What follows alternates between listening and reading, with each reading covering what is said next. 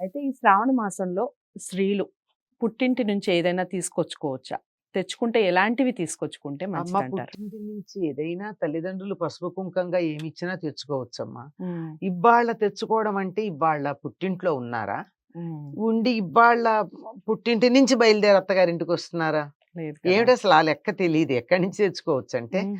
సాధారణంగా వరలక్ష్మి వ్రతానికి పుట్టింటి వారు ఏదైనా పంపిస్తే పంపిస్తారు. హ్మ్. అందులో ముందుగా మొదటి సంవత్సరాలతో తప్పకుండా పంపిస్తారు. హ్మ్. తర్వాతైనా చాలామంది పుట్టింటికి పుట్టింటి వారు శ్రావణ మాసంలో వరలక్ష్మి వ్రతం రోజున "నువ్వు ఇదిగో ఈ నగ పెట్టుకో అమ్మా, ఈ చీర కట్టుకో అమ్మా" అని హ్మ్. పంపించే హ్మ్. పద్ధతుంది. వ్రతం అట్లా ఎక్కడమ్మా? అత్తగారింట్లోనే కదా చేసుకుంటారు. అత్తగారింట్లోనే చేసుకుంటాం హ్మ్. సాధారణంగా. హ్మ్.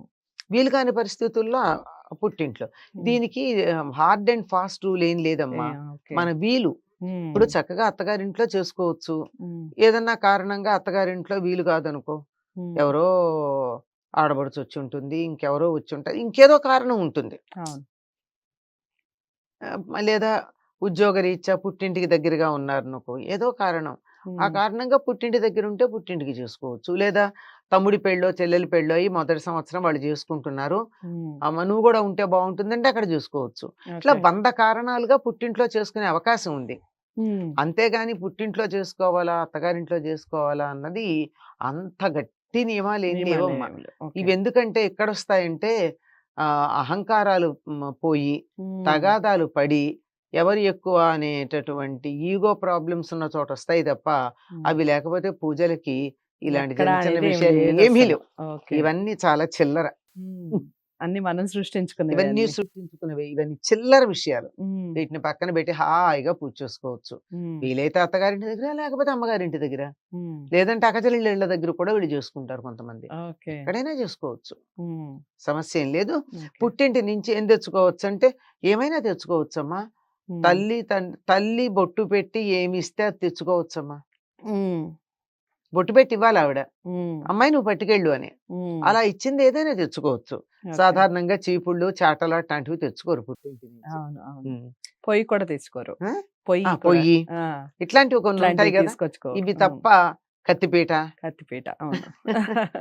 చాకులు హ్మ్. ఇలాంటివి కాక అంటే అన్నీ తెచ్చుకోవచ్చు. మంటలు, కోతలు ఉన్నవి కాక అవునవును. ఏదైనా హ్మ్. శుభప్రదమైనవి ఏమైనా తెచ్చుకోవచ్చమ్మా. హ్మ్. హ్మ్. తప్పేం లేదు. మ తెచ్చుకోవచ్చన్నారు గదా! అని చెప్పి తప్పనిసరిగా ఇవ్వండని అని పుట్టింటి అడగకూడదు. వారిని బాధించకండి. హ్మ్. వాళ్ళు సంతోషంగా ఇచ్చినవే అవును. తెచ్చుకోవాలి. అవును. చాలా చెప్పారు. చాలామంది అంటే ఆడపిల్లలు ఆల్‌మోస్ట్ అలాగే ఆలోచిస్తారని నేననుకుంటున్నాను. ఎవరు అమ్మ, నాన్న హాయిగా ఉండాలి అని వాళ్ళు ఏదిస్తే అదే తీసుకోవాలి అని అనుకుంటారు. ఇంకా ఎవరన్నా అలాంటి ఫీలింగ్ ఉంటే ఇప్పుడు అమ్మ చెప్పినట్టుగా ఖచ్చితంగా ఇవ్వండి, ఇస్తేనే వెళ్తాం ఇలాంటివి ఆలోచన కాకుండా అమ్మ ఏది పెట్టినా బొట్టు పెట్టి అది శుభప్రదం అన్నట్టుగా చెప్తున్నారు. అమ్మ ప్రతి మీరు పుట్టిల్లంటే తల్లిదండ్రి గురించే నేను మాట్లాడాను. హ్మ్. అన్నావదనులొచ్చేటప్పటికి తేడా వచ్చేస్తుంది. తేడా ఈ వస్తుంది. పే ఈ పేచీలు పెట్టడాలు, హ్మ్. హ్మ్. మాకది ఇవ్వాలి, ఇది ఇవ్వాలి అండాలు, ఇలాంటివన్నీ వస్తాయి. హ్మ్. హ్మ్. అక్కడ కూడా పుట్టిల్లు బావుంటేనే వచ్చే సంవత్సరం మళ్ళీ చీర పెడతారమ్మా అది ఆలోచించుకోవాలి. హ్మ్. చాలా చెప్పారమ్మా. సో, అది పుట్టిల్లు గురించి 100% బావుండాలి అని మనం కోరుకుంటేనే, అక్కడ అమ్మా, నాన్న బావుంటారు, అన్నదమ్ములు బావుంటారు, అందరూ బావుంటారు. వాళ్ళు ఏదిచ్చినా అది సంతోషంగా తీసుకోవాలి బొట్టు పెట్టి.